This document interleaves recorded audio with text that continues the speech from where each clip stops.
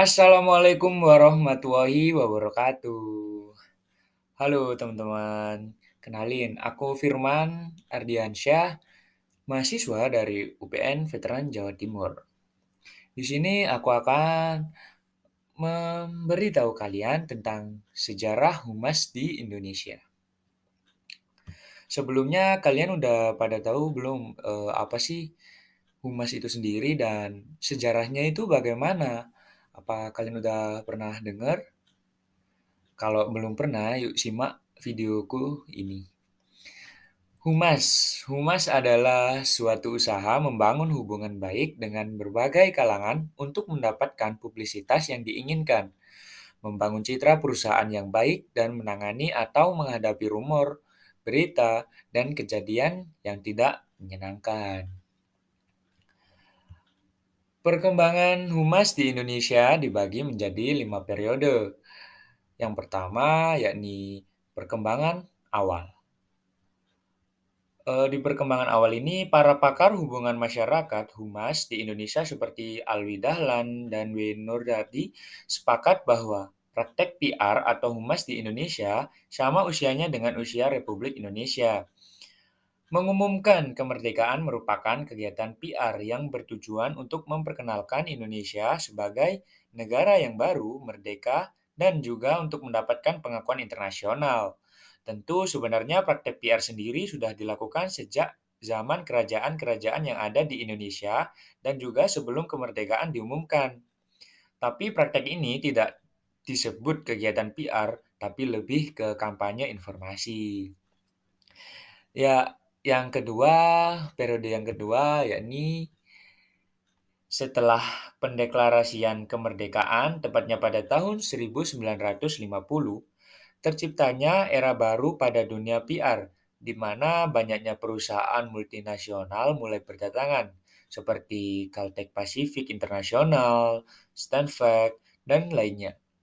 Perusahaan-perusahaan ini menganggap PR sangat penting dengan tujuan untuk memperkenalkan perusahaan tersebut serta untuk membangun komunitas dan reputasi pada publik.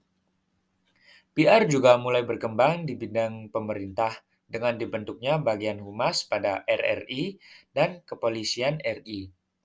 Meskipun PR sudah masuk dalam struktur organisasi mereka, dalam prakteknya ini keefektifan dari PR sendiri masih belum jelas kawan-kawan. Lanjut, yang ketiga. Pada periode yang ketiga ini, atau bisa disebut juga dengan pemerintahan Orde Baru. Pada masa Orde Baru, di bawah kepemimpinan Presiden Soeharto, pemerintahan berfokus pada pembangunan ekonomi negara sehingga banyak kebijakan yang dikeluarkan pemerintah. Salah satu kebijakan yang dikeluarkan pemerintah adalah UU PMA tahun 1967, yaitu kebijakan pemerintah untuk menarik modal asing. Ini berakibat banyaknya permintaan jasa konsultasi termasuk konsultasi PR pada tahun 1970-an. Perkembangan yang terjadi di Indonesia pada periode yang sama adalah dibentuknya Bako Humas. Bako Humas adalah Badan Koordinasi Hubungan Masyarakat di tahun 1970. Kemudian dibentuklah Perhumas, Perhimpunan Hubungan Masyarakat, pada tahun 1972.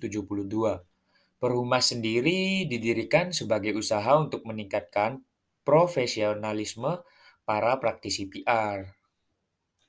Selanjutnya, pada periode keempat. Pada periode keempat atau bisa disebut juga dengan eksplanasi besar perusahaan swasta di Indonesia.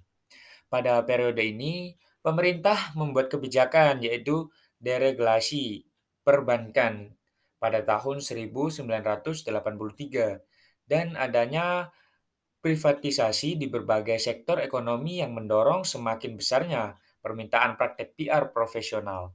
Namun, tingginya permintaan akan PR profesional ini tidak diimbangi dengan ketersediaan praktisi PR yang memiliki kualifikasi memadai. Dengan keadaan seperti ini, mulai bermunculan perusahaan di bidang PR dan kemudian dibentuklah APRI. Apa sih APRI?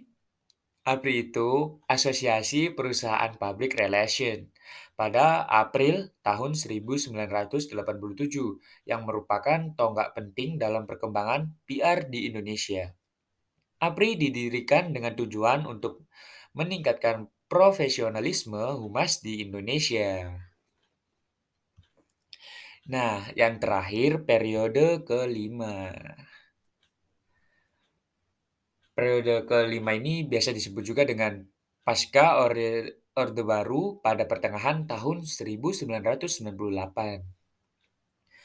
Perkembangan PR di Indonesia juga berjalan sejajar dengan perkembangan pemerintahan dan politik Indonesia.